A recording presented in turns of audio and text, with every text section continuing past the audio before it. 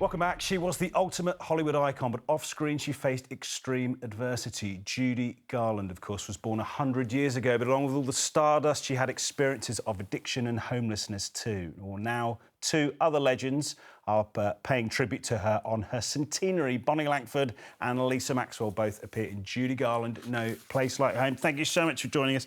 Bonnie, No Place Like Home, obviously a reference to The Wizard of Oz. Yeah. This show, just tell us about what's going to happen. Well, it's on one night only. It's on at the Lyric Theatre in Shaftesbury Avenue, and it is basically a star-studded affair where everyone comes together to celebrate this incredible artist and also raise money for Centrepoint UK, which does wonderful work for the homeless. And, of course, Judy suffered a lot. Yes.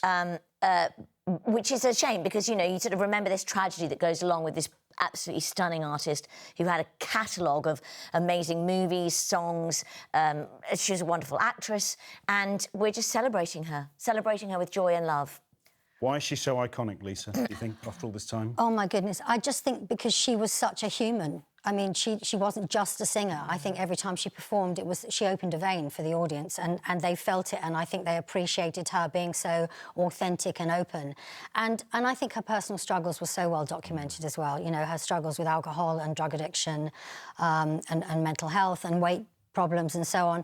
And a lot of those issues are the things that Centrepoint have to deal with young people. So when I played her, I obviously knew all about that stuff because obviously to bring the character to life, you have to have all of that information. But I'm also an ambassador for Centrepoint and have been for like 25 years or something. And I wanted to fundraise for them, and I knew that Judy was going to be 100 years old this year, and I thought it's my two favourite things in the world. Judy Garland. That's you playing her there. Oh, yeah. Amazing. Oh, that's one of my... Brilliant. Thank you, darling. It was one of my happiest times, my favourite job.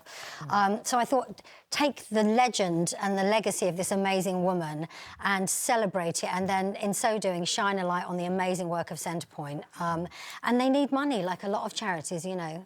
Through the pandemic, there's been nothing. So, and the great thing is, so many amazing stars have said yes to performing. Bon, my old schoolmate, one of them. Together. Did you really? We did, yeah. This was recent, I think, wasn't it? Yeah. 10 years ago. Yeah, we just graduated.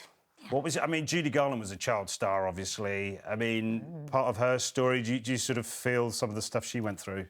I think that, you know, our lives, fortunately, were very different to hers.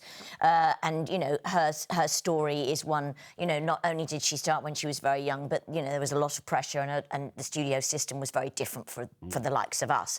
However, you know, it is important to be able to say that her career went from a very young age to you know, through all those different transitions, and those transitions can be very difficult and challenging, and not just when you're in the spotlight. Yeah. So really, what Centrepoint does particularly is it helps those young people when they're going through those challenges and they haven't got a roof over their head.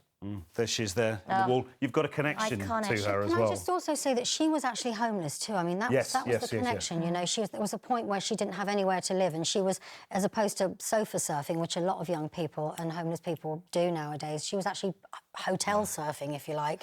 She was literally just finding a hotel and walking in as Judy Garland and not being able to afford to pay to stay there. And it's so hard to believe when someone is so iconic and such an artist that happens. But it can happen to anyone. But like you said, we celebrate the joy of that. She's not a tragic figure. No. She was very funny. No. Just you do have that connection, don't you, to Liza through her? I knew. Yes, I know. Lorna loved her daughter and Liza Minnelli. Yeah.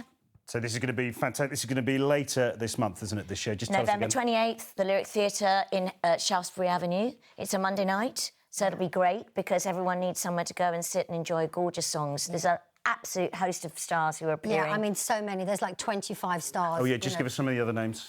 Dame Marlene Phillips, Wayne Sleep, Tamsin Outhwaite, Jessica Hines. Misha Paris. Who else? You said Jessica Hines. I feel like I'm on some kind of countdown. No, here. it's Cuddly Toy Toaster.